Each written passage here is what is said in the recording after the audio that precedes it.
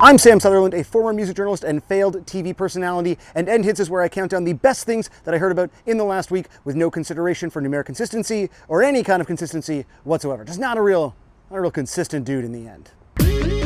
Retirement Party's Truck Stop Casino. I've had to say that like 30 times, and that's the last one. I'm not going to try it anymore. Truck Stop Casino. From their album, Somewhat Literate, is just like perfect new emo thing that's happening. Truly didn't care for the emo revival as it was kind of going on maybe like a year or two ago when everyone got like super stoked and there was like a lot of pitchfork reviews of bands that I didn't like but like felt like I was supposed to like. It's hot out here. But all of a sudden there are a wave of super exciting bands. Retirement Party is one of those that seem to be drawing from what for me were like the most formative and exciting emo bands of my kind of adolescence, and also applying this sort of modern baseball filter over it. I've said this several times. I feel like the two most influential punk bands, at least sort of in the punk circles and community that I'm a part of, ended up being Bomb the Music Industry and Jeff Rosenstock. There's just like a flurry of bands that sound like Bomb did.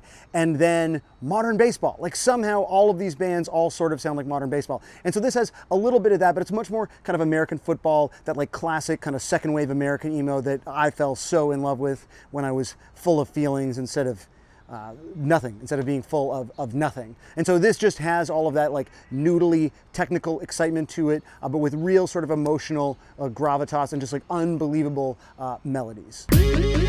Nekrogoblikon's Goblin from Welcome to Bonkers is a real shift for this band. You probably saw No One Survives, which is a video that has, I mean, I think 8 million views if it doesn't have, 10 or 20 plus. It features a goblin murdering a guy. Spoiler alert, that's sort of the end of the video. But it was quite the viral smash. And Nekrogoblikon, in my mind, have succeeded in being a little bit better than a standard issue metal novelty band like all the pirate bands. Admittedly, a lot of their songs are about goblins, but they're just like a really good and very fun technical death metal band.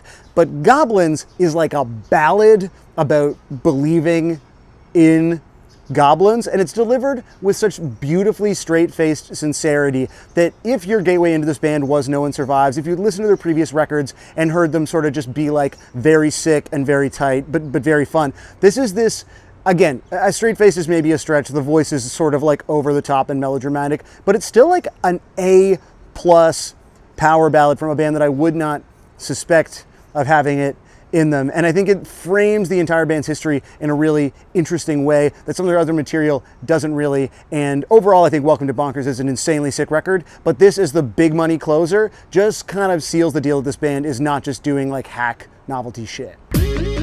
Extended Hell's Call of the Void from Call of the Void is perfect hardcore.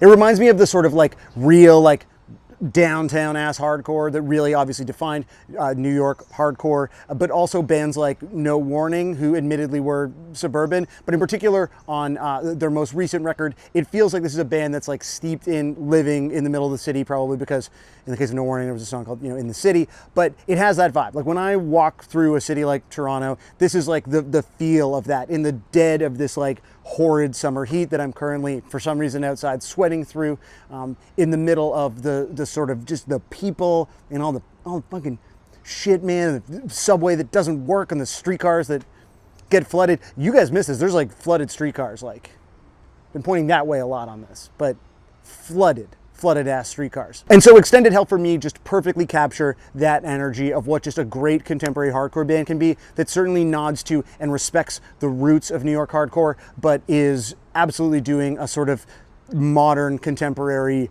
version of that. And it's sick. And finally, thank you to Meteor, who let me use their song No Return from Voyage into Fear in this week's episode. This is just sick, heavy synthwave. I have so much love for this genre. It's been a very late discovery for me. Like, it didn't happen with the Drive soundtrack for some reason. It's really happened in the last year, and I just can't get enough of these bands. And Meteor does this thing, this like sick, dark synthwave thing so perfectly, and No Return is such a tight jam, and all this does is make me want to drive around at night and like maybe murder people.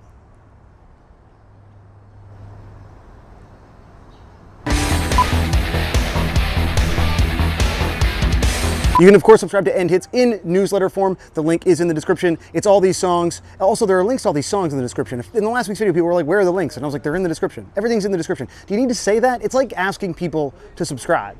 That said, please subscribe for new episodes every week. I'm a big dumb idiot. What was the best thing you heard this week? Let me know in the comments, or on Twitter, or at the bar. Be excellent to each other, and stay high. Some people weren't sure about that one, but I kind of like it. Take it as you will. It's a work in progress.